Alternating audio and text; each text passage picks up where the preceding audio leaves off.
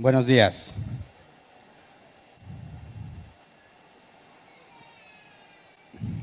Bueno, el día de hoy es distinto.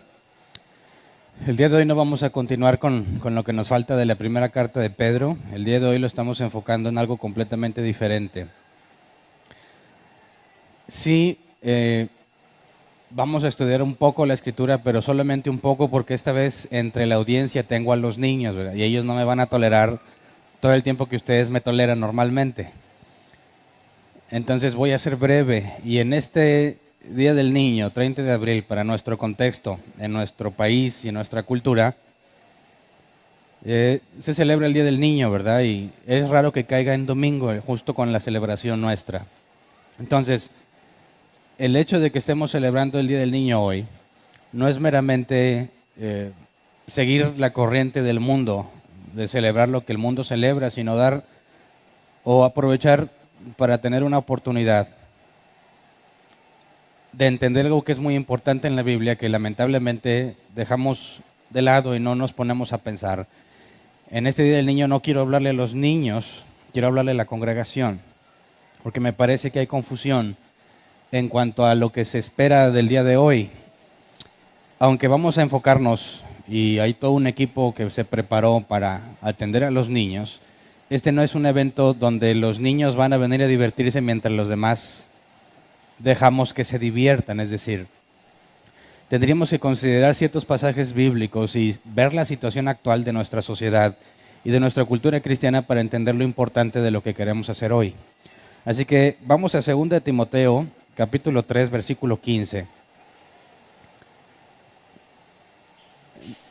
Nueva versión internacional, por favor. Dice: desde tu niñez conoces las sagradas escrituras que pueden darte la sabiduría necesaria para la salvación mediante la fe en Cristo Jesús. Y aquí está Pablo hablándole a Timoteo y le dice precisamente, ya sabemos de quién lo aprendió, ¿verdad? De su madre y de su abuela. El padre de Timoteo no era judío, era griego, así que su padre no le instruyó a Timoteo en el camino de Dios, en las Sagradas Escrituras. Esa instrucción la recibió de su madre y de su abuela. Y dado que hace referencia a que desde la niñez las conoce y que pueden dar sabiduría necesaria para la salvación mediante la fe en Cristo Jesús, se aclara que no nada más es el conocimiento de la Escritura, ¿verdad? Sino por medio de la fe en Cristo. Pero no es algo separado el conocimiento de las Escrituras. Pero el que quisiera que consideráramos un poco más a detalle es el versículo antes, el versículo 14. El versículo 14 dice: pero tú permanece firme en lo que has aprendido y de lo cual estás convencido, pues sabes de quiénes lo aprendiste. Y la palabra convencido aquí es el griego pistó, que se traduce como aquello que es confiable, aquello de lo que estoy seguro. Y esta palabra griega viene de pistis, y hemos hablado mucho de pistis, ser persuadido. Entonces, en el caso de Timoteo, Pablo hace referencia a lo que aprendió, pero también a aquello de lo cual fue persuadido. Y esa es la parte que quisiera que consideráramos el día de hoy. Normalmente vemos a los niños, malamente, como un grupito de personas que no deja que sus papás pongan atención en la predicación, ¿verdad? Entonces, se tiene que mantenerlos entretenidos u ocupados en otra cosa para que los padres puedan poner atención. Hace años cometimos ese error y nos lo planteamos bíblicamente hablando y cambiamos eso y se instituyó clases para los niños, para que no simplemente estuvieran entretenidos, sino que recibieran instrucción bíblica. Y de hecho, los niños están recibiendo instrucción bíblica que quizás muchos de los de aquí nunca recibieron. Tienen un conocimiento teórico más profundo que lo que muchos de nosotros recibimos en años. Pero esa no es la parte más importante. Claro que es fundamental y lo vemos en Timoteo, que desde niño conocía las Escrituras, que le podían dar sabiduría, ¿verdad? Con respecto a la salvación que se recibe por fe. Pero en este versículo 14 no habla nada más de algo que sabe, sino de algo de lo que fue persuadido. Y esa es la parte que tenemos que entender, que aún para con los adultos, aunque tengamos mucho conocimiento teórico en nuestras mentes, si no estamos persuadidos de ese conocimiento, de nada sirve. Y ser persuadido tiene que ver con ser convencido por medio de argumentos y evidencias. Y esas evidencias son las que marcan realmente si comprendes lo que la Escritura enseña. Entonces, quisiera que viéramos la importancia que tenía para Dios este asunto de los niños. Vamos a Deuteronomio 6, versículo 4 al 7. Deuteronomio 6, 4 al 7. Dice: escucha, Israel, el Señor nuestro Dios es el único Señor. Ama al Señor tu Dios con todo tu corazón y con toda tu alma y con todas tus fuerzas. Grábate en el corazón estas palabras que hoy te mando. Incúlcaselas continuamente a tus hijos. Háblales de ellas cuando estés en tu casa y cuando vayas por el camino, cuando te acuestes y cuando te levantes. Así que Dios estaba interesado en que su pueblo le sirviera, pero fíjate bien cómo delega la parte de la instrucción al niño a los padres. Sabemos que Dios instruye a todos, ¿verdad? Pero hace un énfasis particular en que los padres les inculquen a los hijos lo que ellos han aprendido. Así que yo espero que los padres que se congregan con nosotros, que son parte de Árbol Plantado y que tienen niños, no estén haciendo simplemente el llevar a los niños para que aprendan y ellos se mantienen con un conocimiento totalmente aparte, ya sea mínimo o mayor al que ellos tienen, pero no se involucran con la enseñanza activa de sus hijos. Es una grave falta, porque lo que los niños escuchen aquí y luego lo lleven a sus casas y vean a sus padres, que en algunos casos de nuestros niños tienen ambos padres creyentes, en algunos casos no, sí tenemos niños en las dos situaciones. Pero cuando vean a sus padres cómo se comportan, probablemente encuentren algo muy distinto a lo que escuchan que se debiera de hacer. Y esa es la parte que impide que sean convencidos. Esa es la parte que impide que sean persuadidos. Porque lo que la teoría dice, no lo ven en la práctica. Entonces, ya que Dios pone ese énfasis en que se lo inculques a tus hijos, lo que tú aprendes, incúlcaselos. Quisiera que vayamos ahora a las palabras de Pablo en 1 Corintios 11:1. 1 Corintios 11:1 dice: imítenme a mí como yo imito a Cristo. Así que Pablo dice: así como yo hago, hagan ustedes, porque lo que yo hago es lo que Jesús hizo. Y son palabras muy pesadas de llevar, ¿no? Imítame a mí como yo imito a Cristo implica que que tu enfoque está en ser como Jesús y que confianza le puedes decir a cualquiera, no nada más a tus hijos, que así como yo hago, así debes hacerlo tú. Pero en el contexto de nosotros, que tiene que ver con la congregación, si nosotros queremos hacer algo por los niños de la congregación, ya sean tus hijos o no, tendríamos que aplicar estas mismas palabras, pero en un nivel distinto. Obviamente los padres que tenemos a nuestros hijos, somos el ejemplo que ellos verán todos los días, pero también hay un ejemplo que se da en la congregación, y es un ejemplo muy importante a la hora de que un niño entienda para qué es la iglesia. No sé si tus hijos te digan esto o no, pero muchas veces preguntan: ¿por qué vamos a la iglesia? ¿Por qué todos los domingos? ¿No podemos dejar de ir uno tiempo? No queda muy clara la razón por la cual tienen que congregarse, aunque vienen y aprenden, pues desde su perspectiva, pues quizás no les resulte muy interesante. Pero para nosotros se supone que es muy interesante, aunque no tengas hijos. Quisiera que vayamos a Marcos 10, 13 al 16. Porque ya que Pablo dice que lo imiten a él como él imita a Cristo, veamos cuál era la actitud de Cristo hacia los niños. Dice: empezaron a llevarle niños a Jesús para que los tocara, pero los discípulos reprendían a quienes los llevaban. Cuando Jesús se dio cuenta, se indignó y les dijo: dejen que los niños vengan a mí y no se lo impidan, porque el reino de Dios es de quienes son como ellos. Les aseguro que el que no reciba el reino de Dios como un niño, de ninguna manera entrará en él. Y después de abrazarlos, los bendecía poniendo las manos sobre ellos. Así que ante la situación de que quieren tratar a los niños como algo que estorba para que los demás aprendan, no distraigas al maestro, ¿verdad? No molestes a Jesús, no interfieras en lo que Jesús está haciendo. Que tristemente es la actitud de muchos con respecto a los niños, sean o no sean sus hijos. Jesús deja en claro que no se debe hacer tal división. Los niños de nuestra congregación no son un grupo aparte, también son parte de la congregación. Y no puedes tratar simplemente de mantenerlos a un lado, mientras que los adultos se ocupan en servir a Dios. Jesús dejó que vinieran, los abraza, los bendice y pone las manos sobre ellos, aún interrumpiendo lo que estaba haciendo, dándoles un lugar importante en medio de toda la multitud que lo seguía. Si lo ves en sentido práctico, cualquiera podría decir, o sea, tienes una multitud, Jesús está hablando cosas importantísimas, en ocasiones distintas confronta a los fariseos, confronta a los saduceos, está bueno el debate muchas veces y luego quieren los niños acercarse. Y los discípulos, no niño, quítate, déjalo hablar, no molestes. Y Jesús hace un alto, los abraza, pone sus manos sobre ellos, los bendice y les demuestra que son algo valioso.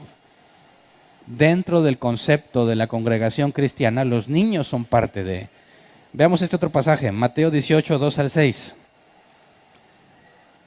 El contexto de esto es que los discípulos estaban peleando por quién iba a ser el que manda, ¿verdad?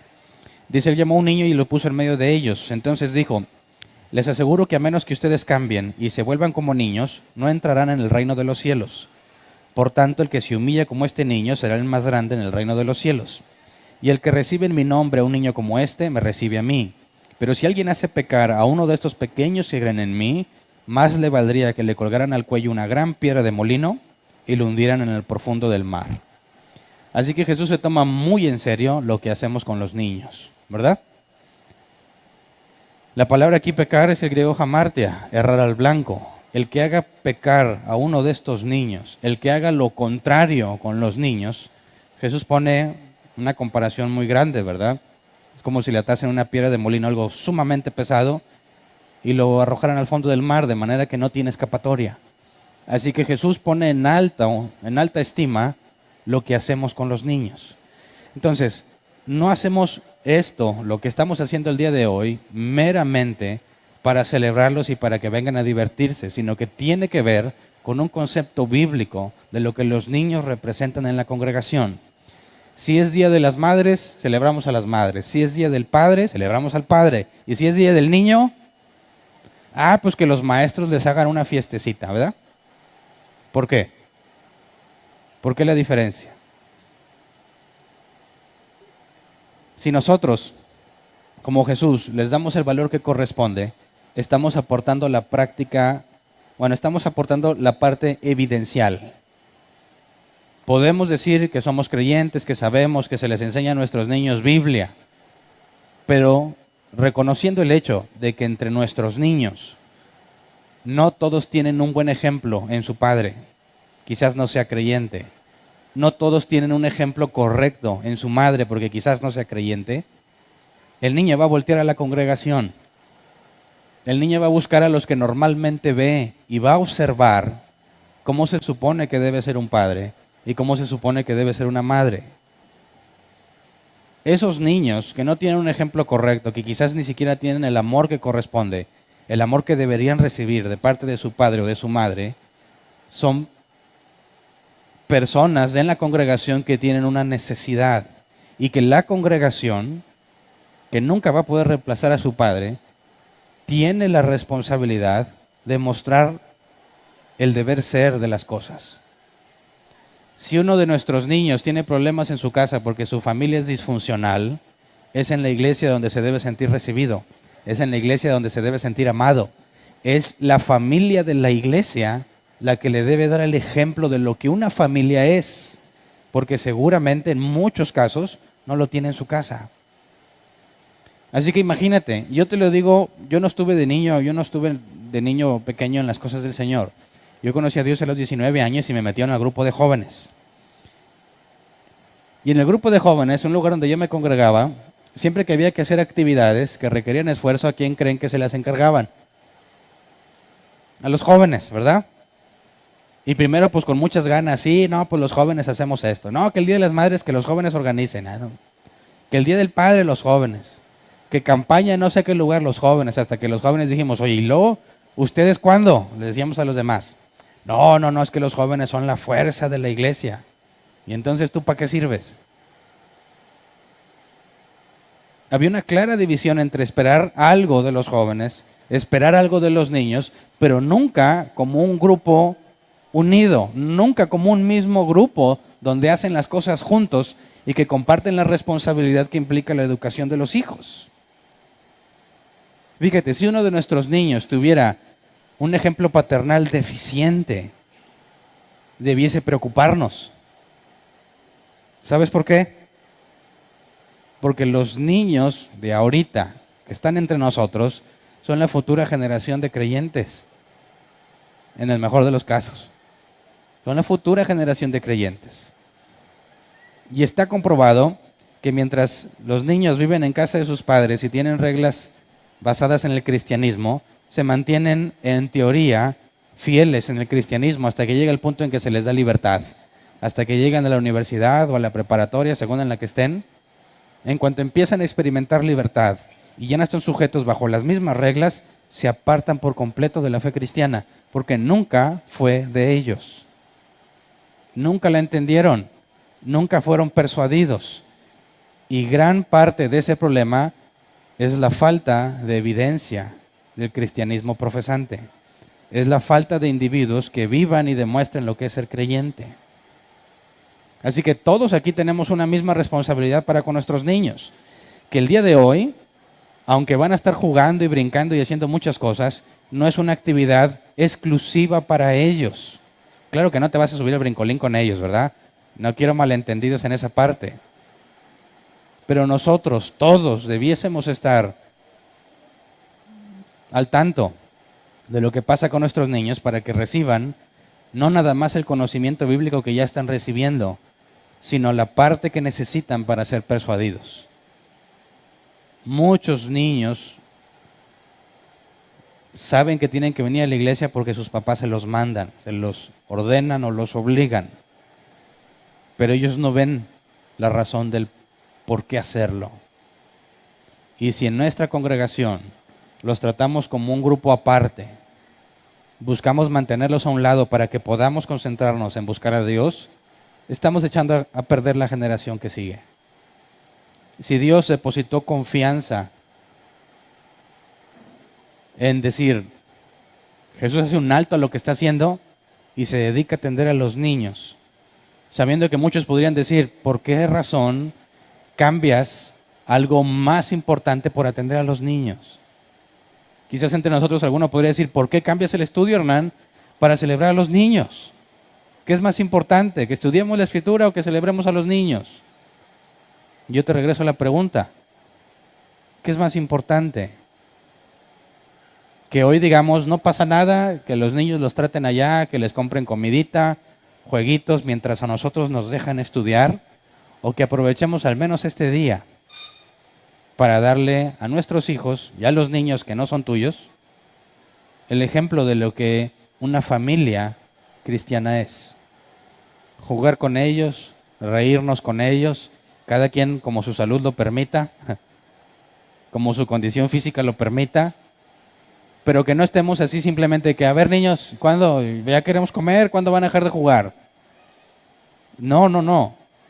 Hacerlos parte de nosotros, parte de lo que hacemos normalmente como congregación y parte de la misma familia. Así que no nada más digas, no, pues yo no tengo hijos, Hernán. Es más, quizás algunos de ustedes dijeron, pues ¿para qué voy? Si van a celebrar a los niños. Bueno, quiero que entiendas que si piensas que no vale la pena invertir tiempo en nuestros niños, no estás siendo bíblico. No estás imitando a Cristo. Así que debemos hacerlo. No lo veas como un evento que nos desvió de lo que estábamos haciendo, sino como una excelente oportunidad para demostrarles a los niños lo que son los hermanos en Cristo, lo que es pertenecer a la familia de Dios, para que ellos, además del conocimiento que reciben, tengan la evidencia de que hay personas que sí se lo toman en serio, que hay personas que sí quieren vivir como la Escritura dice, y que hay personas que, al igual que Jesús, le dieron el mismo valor a los niños que cualquier otra persona.